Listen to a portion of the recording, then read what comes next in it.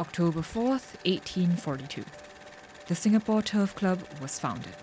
But after more than 180 years, the long-standing institution is facing the end. The government has decided to close the Singapore Turf Club by March 2027. The last race will take place in October 2024.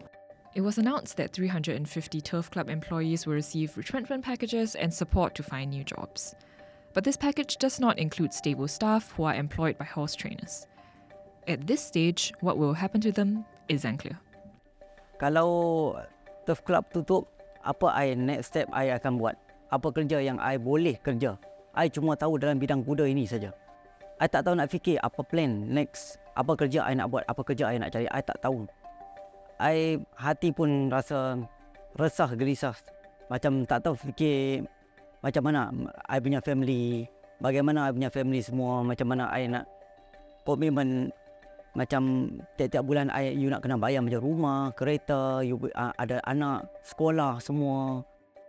I'm poly year 2. I came here just trying. When I continued working more, I realized that this was actually what I really wanted to do for like a future job, and I really wanted to be a jockey.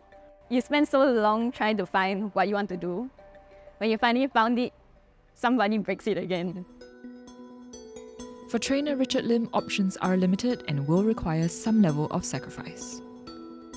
Go Malaysia, yes, is a one option. But if I go back Malaysian, I might be separate with my family. But if I don't, if I stay in Singapore, then I have to walk out from racing, start a new career.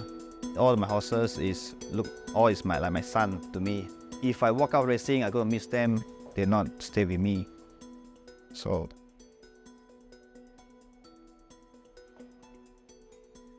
I don't know what to do. Sorry.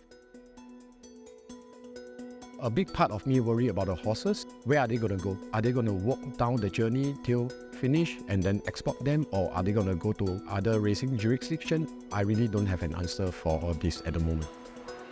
The 700 plus race horses competing at the Turf Club are owned by about 500 owners. Some own multiple horses, others own a partial share of a horse. Purchasing a horse can often be a long process, starting with the purchase of a young horse at a horse market. Then, the horse is given basic training in the country of purchase. The horse is then transported to Singapore, where they go through acclimatization training before they are deemed fit to race. This process can take about 2 years depending on how well the horse takes to the training. Owners with multiple horses can concurrently have horses at different stages of this process. Right now, without racing, we probably cannot sell the horse to anybody in Singapore. And then to sell the horses in Malaysia, they also got limited boxes. They cannot buy all the horses. To sell back the horses to somebody from Australia will also be difficult because they can buy horses there who are new horses.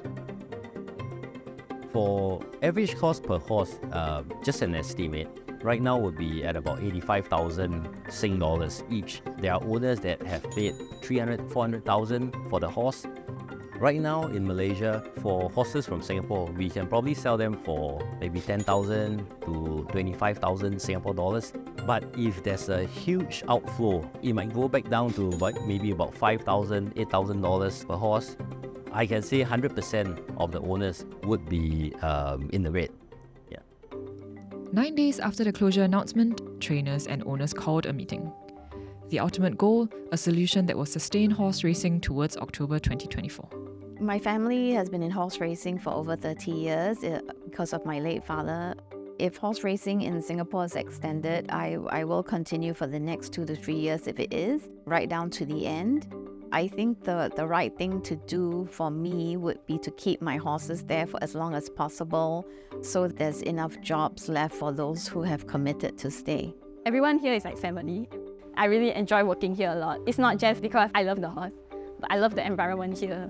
I've been looking at Hong Kong because they have an apprentice school there, but will they accept me is one question.